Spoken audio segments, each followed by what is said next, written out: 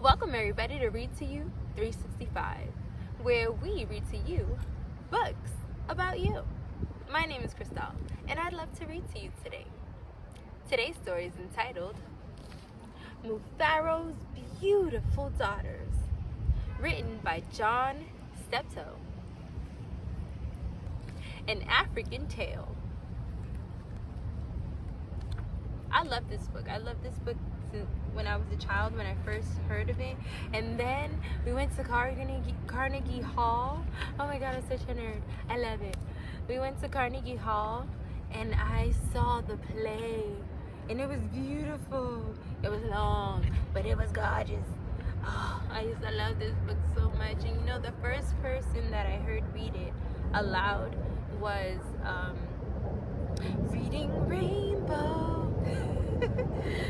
I love this book so much, and I read it by myself when I was a child. It was a lot of words, and I remember being intimidated by all the words because I didn't have the confidence in myself to read. And so I took a while. It took me like a whole week almost to read the whole book. I just kept running away from it, and at times I was like, you know, the pictures are so beautiful, so gorgeous. Like, the animation is incredible. And I tell you, I just thought that I was not confident enough, and I felt like everyone in the book was more beautiful than me, right? Mufaro's beautiful daughters. And I really loved it. I fell in love with this book, and it made me fall in love with the color of my skin, and you know, the fact that, you know, being black is beautiful. So yeah, maybe I'll put this in somewhere later, but I love this book.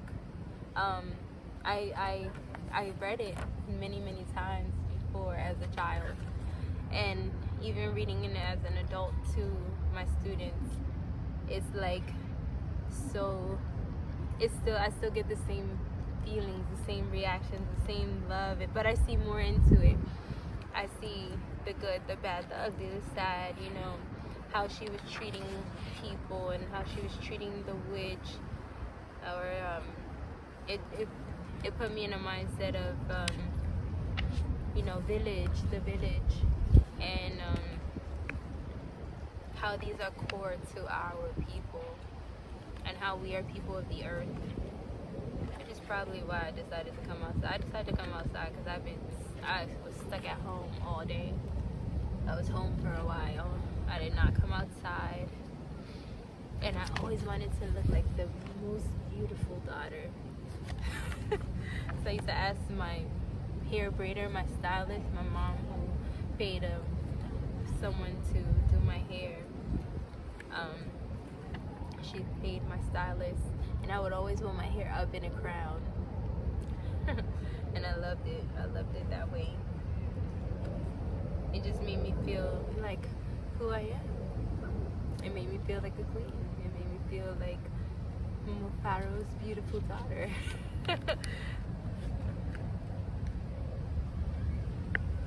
Mufaro's beautiful daughters. And they worked hard. They tilled the land, and they were about that earth and about that herb, and that's why I'm like kind of the way I am. What you expose your children to, what you expose your children to in their youth, really has an impact on who they become. I guess I'll do a little talk bit right here.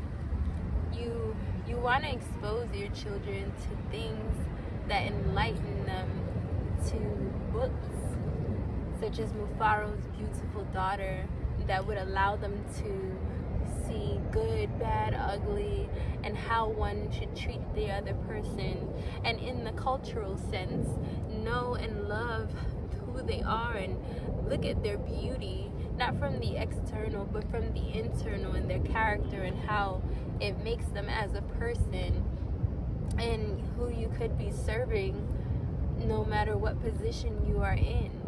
You know, I want to always make sure that I teach the future, I teach the children that you must be who you are, but you also must be kind. Be kind to yourself and be kind to others. And I love how this story begins, and I love how it ends.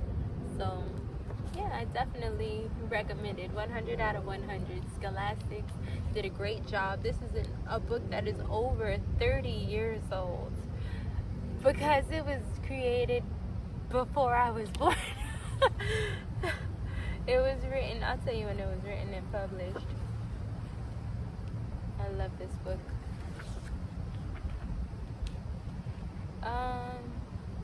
And Scholastics has been a company for a very long time. 1989. It was, no, not before I was born, it was after I was born. So I guess I was 3 years old when this book was created and published by Scholastics. And my brother was being born. You do the math. You know how old I am now. Long story short.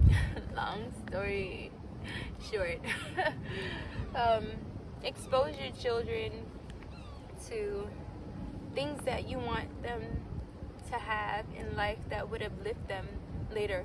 You know, you don't know what you do or what you say to a child that would impact them later on in life, whether it is you calling them beautiful or flower or dove or you know, sweet child. They hold on to those words as well as the words that, you know, are not so kind.